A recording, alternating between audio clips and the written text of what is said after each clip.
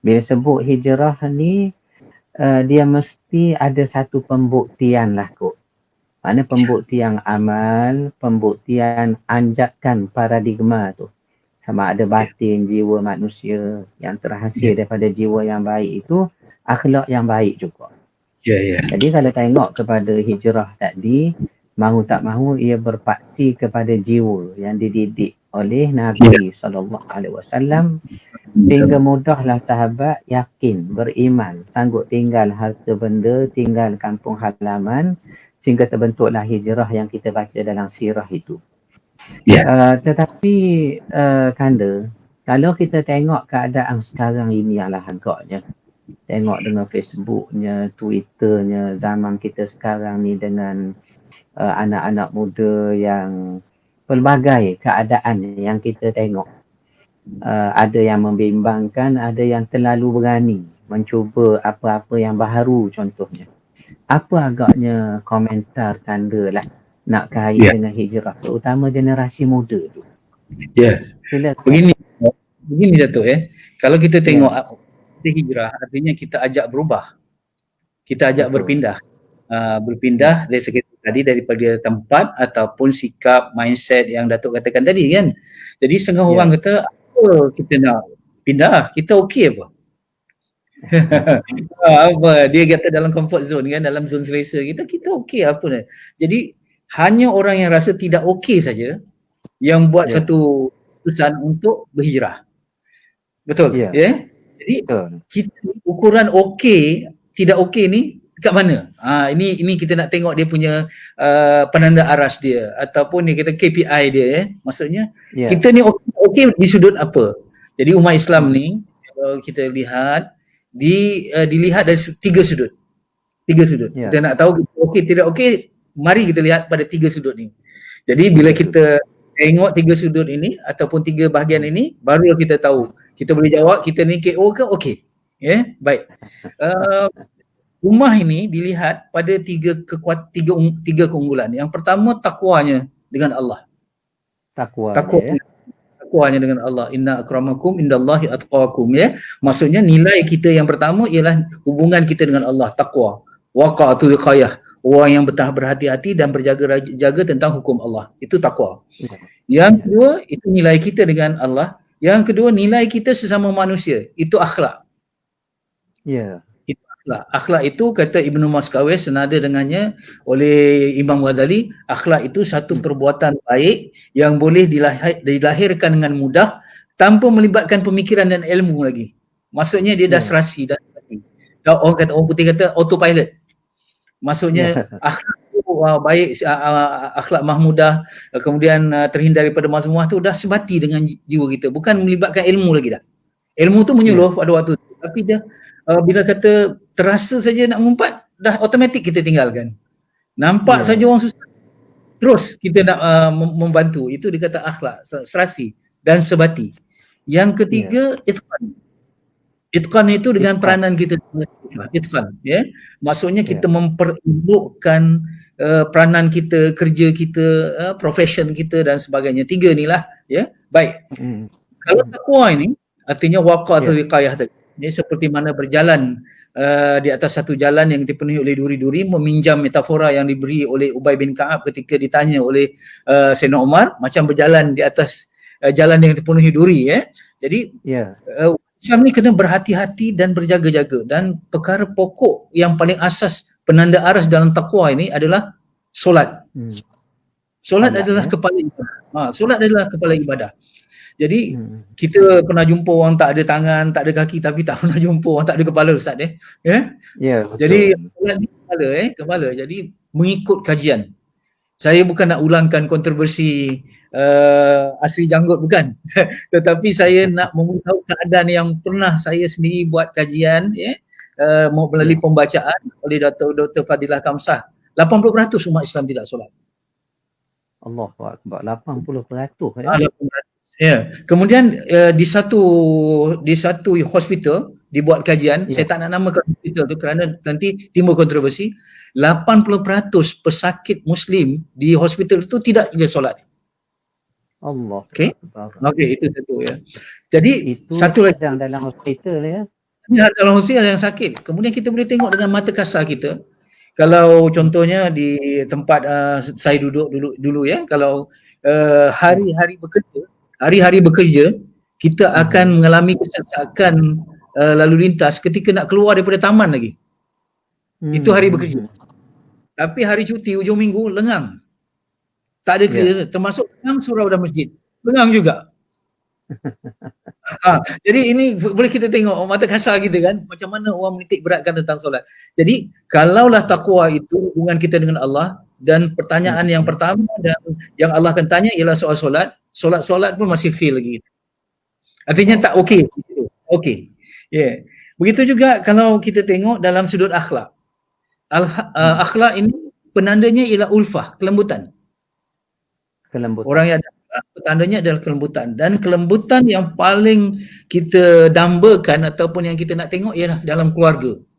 Sebelum pergi akhlak dalam masyarakat, akhlak dalam negara dan semua, kita tengok dalam keluarga sendiri, Datuk. Mengecewakan, Datuk.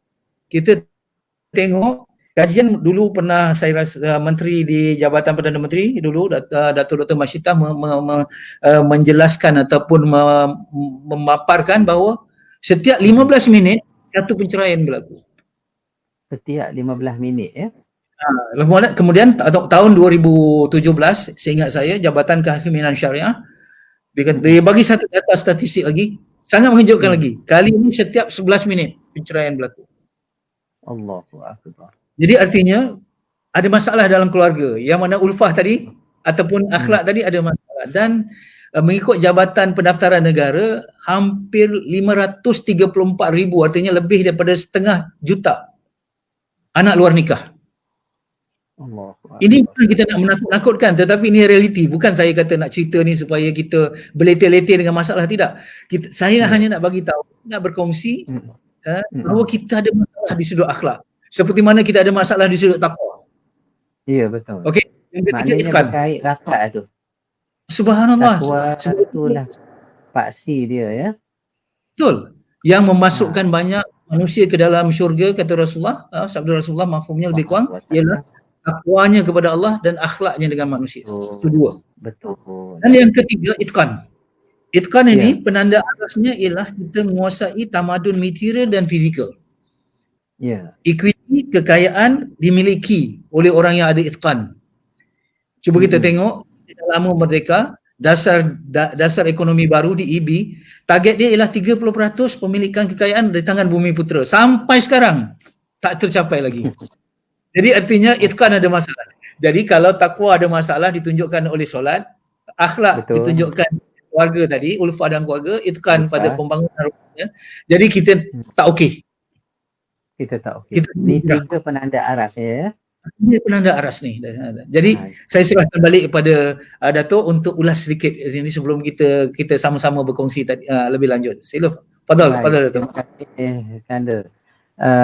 Saya tertarik tadi bila disebut tentang asasnya kita ni takwa. Nak tengok okey ke tidak kita ni, walaupun bertambah tahun baru, dah masuk tahun hijrah baru, tapi nak tahu okey ke tidak, tiap-tiap orang boleh ukur diri sendirilah dengan tiga penanda aras tadi ya. Pertama kita katalah takwa yang dilihat menerusi solat tu. Cuma yang saya tertarik dan nak kongsikan satu kata-kata yang terkenal oleh Buya Hamka kita, Haji Abdul Malik Karim Amrullah Hamka kita. Jadi saya dengar satu kaset rakaman Buya ni berceramah. Apa kata Buya? Dia kata lembu, sapi lah kalau belah Indonesia sana panggil, sapi, lembu, sama besar, sama rajin, sama kuat membajak. Orang guna untuk membajak, sama kuat. Dan saiz pun sama besar. Maka kata Hamka, harganya tentulah sama. Bila sama besar, sama kuat, harga sama. Tetapi manusia, dia kata manusia, walaupun sama segak, sama elok, sama pelajaran, sama, tetapi harganya berbeza. Kerana nilainya pada manusia dengan manusia yang lain ialah peribadinya. Ataupun kita kata tadilah, apa ni, akhlaknya. Yang tercetus akhlak baik tentu daripada adanya takwa tadilah dalam jiwa. Makna katanya 3 perkara ni saya tak kata orang lain lah. Kalau saya sendiri pun tengok, barangkali banyak benda lah, ya Allah, ya Rahman, ya Rahim. Tapi terima kasih Kanda tu. Kerana paling tidak ada 3 benda yang rakan-rakan hari ni dengan saya pun, kita boleh buat satu penanda aras. Tengok diri sendiri, 3 benda ini. Yang mana tak mari perkara kedua dan ketiga, melainkan setelah selesai yang pertama, takwa tadi Kanda ya. Ya, mudah-mudahan begitulah. Okey, baik. So, bila dengar statistik tadi, perceraiankah ataupun anak-anak yang luar daripada nikah itu, statistik yang digambarkan sehingga setinggi itu, kebimbangan tu tetaplah rasa ada. Maknanya setiap kita ni ada anak, ada cucu, ya, hidup dalam satu masyarakat. Kadang kita jaga anak kita agaknya ya, tapi bila hantar ke asrama, kita belum tentu lagi anak orang lain ataupun anak orang lain terjaga. Kita bimbang juga anak kita macam mana. Jadi agaknya berkait dengan hijrah ni dan generasi muda ni, apa agaknya Kanda nak beri sedikit komentar lah agaknya. Allah. Anak hijrah. Ya. Kita macam biasa Datuk Rashidi, kita ni kita dengan ilmu ni kata Imam Ghazali, ilmu yang bermanfaat ialah ilmu yang menyuluh keaiban diri, bukan keaiban orang lain. Jadi kalau saya katakan, saya nak relatekan ataupun saya nak kaitkan dengan kenyataan Datuk tadi, masalah remaja punca daripada masalah retua. Masalah orang tua ya. Bermula daripada masalah retua. Jadi kita nampak walaupun remaja ni begini, asal usulnya ialah masalah tu datang daripada ibu bapa. Selalu dikatakan pada kita kan, macam mana nak lahirkan, nak membentuk anak jadi baik. Selalu kita dengar soalan tu. Jawapannya mudah Datuk. Jawapannya mudah tapi praktiknya susah. Kalau ditanyakan kepada ibu bapa, bagaimana ibu bapa bertanya macam mana nak lahirkan, nak bentuk anak jadi baik, jawapannya mudah, iaitu kita jadi baik. Itu je. Tapi kita jadi baik payah. Ya, kita jadi baik ni lah yang begitu panjang, betul ya. Jadi artinya kita nak yang kita kaitkan dengan hijrah, sebelum kita berusaha untuk hijrahkan orang lain, kena hijrahkan diri kita dulu. Betul. Tak mungkin kita boleh mendorong ataupun kita membawa orang lain hijrah sekiranya kita sendiri belum hijrah ke arah itu. Betul. Jadi sebab itu dulu pernah, kalau Datuk ingat, dalam satu isu dalam majalah Solusi, saya buat satu isu besar, ibu bapa yang derhaka. Selalu orang bercakap tentang anak yang derhaka. Anak derhaka, betul. Ya, tetapi kita kata di situ yang ibu bapa yang derhaka. Sebab anak yang derhaka hanya produk saja daripada ibu bapa yang derhaka. Hanya produk saja. Jadi begini dalam hal ini kita nak kaitkan dengan Rasulullah sallallahu alaihi wasallam Jadi Rasulullah sallallahu alaihi wasallam tu dia punya madrasahnya tak ada. Yang khususnya ialah Masjid Nabawi lah. Tetapi di mana Rasulullah berada, itulah madrasahnya. Betul. Sebab orang belajar daripada Rasulullah sallallahu alaihi wasallam yang jadi hadis tu, sama ada perkataannya, perbuatannya atau takrirnya, pengakuannya, diamnya pun satu teladan. Betul. Para sahabat belajar daripada Rasulullah bukan banyak melalui cakap, tetapi melalui sikap. Ya, betul. Ketika manusia ni Datuk dia percaya mata dia lebih daripada telinga dia. Mengikut ahli psikologi, manusia ni belajar daripada mata 89.9%. Berbanding telinga, dengar. Mata boleh melihat sikap, telinga boleh mendengar cakap. Jadi ibu bapa kita tengok sekarang ni dari dulu mak rempit. Mak rempit ni remaja. Sekarang ni basikal yang handle kecil tu. Dulu remaja, sekarang kanak-kanak dah. Artinya dah makin dekat dah. Dulu kita kata kalau dah tua, peribahasa Melayu kata jangan buluh melentur aur biar daripada rebungnya. Betul? Ya. Lentur buruh mesti daripada rebungnya. Rebungnya Rebung. kita kata remaja lah. Sekarang bukan. Rebung tu kanak-kanak lagi dah. Dah kita kena tengok dah. Hal ini. Jadi itu very simple kalau kita tengok saya kata penanda arah kita nak tengok kepada ibu bapa. Contoh, mana mungkin remaja-remaja ini boleh berkeliaran waktu malam kalau ibu bapanya cakna. Anak dia di mana? Maghrib. Betul. Dulu mak bapak kita memang kalau kita tak balik waktu pukul dekat maghrib memang kena rotan, memang Saya ingat dulu memang waktu maghrib. Maghrib lah kita punya limit dia tu. Limit dia. Tak balik maghrib. Betul. Gitu. Tapi ibu bapa sekarang minta maaf ya, kadang-kadang dia terlampau manjakan anak. Ya. Terlalu susah nak tengok anak susah. Jadi akhirnya kita manjakan. Jadi kita tidak bersama dengan anak bagi saya lah sekarang ni. Jadi sebab itu saya katakan saya meminjam kata-kata daripada General Sun Tzu, dia kata when soldiers make mistake kill the general. Maksudnya kalau anak-anak ni masalah kita kena tengok ibu bapa balik. Sebab tu kembali kepada orang tua. Dan satu amalan yang saya nak kaitkan dengan tadi yang solat kalau kita anak ni kalau kita jaga tiga ni teratur lah dia. 3 perkara. Kalau kita jaga 3 ni, anak ni kita teratur lah. Pertama, waktu makan dia. Yang kedua, waktu tidur dia. Waktu tidur dia yang kedua. Yang ketiga, waktu solat. Waktu solat dia. Kalau kita jaga daripada peringkat 7 tahun yang pertama, 7 tahun yang kedua, 3 perkara ni, insya-Allah kita dah terjaga dah. Jadi dia tengok waktu dia makan contoh mesti tetap. Dia tidur mesti tetap, dan paling penting waktu solat. Daripada solat itu yang kata Rasulullah banyaklah selepas tauhid dan sebagainya, solat itu yang dikatakan 7 tahun yang pertama dah kena bagi tahu, kalau dah masuk 10 tahun dah dididik itu boleh kena rotan.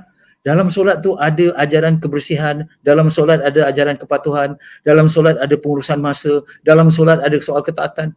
Subhanallah, walaupun dikatakan solat, dia menjadi satu kesan berangkai, chain reaction kepada seluruh peribadi anak tu. Jadi tengoklah yang mak rempitnya ke, yang terlibat dengan dadah ke, dengan apa-apa yang kita sebutkan tadi tu. Pertama, first thing first, tanya solat dia macam mana. Itu je asasnya. Jadi kalau kita ada problem banyak, saya pernah teringat kata seorang ulama pernah ditanya kepada ulama ini, saya ada masalah. Bertanya pada dia, masalah kesihatan dia, masalah perhubungan ada, masalah kewangan ada, masalah ni, masalah ni. Saya nak mula daripada mana? Ulama tu kata, mula dengan membetulkan solat kamu. Betul. Itu yang saya katakan dalam pertemuan-pertemuan yang sebelum ni, saya kata hijrah kita tak ambil banyak lah, hijrahkan solat kita. InsyaAllah ada kesan.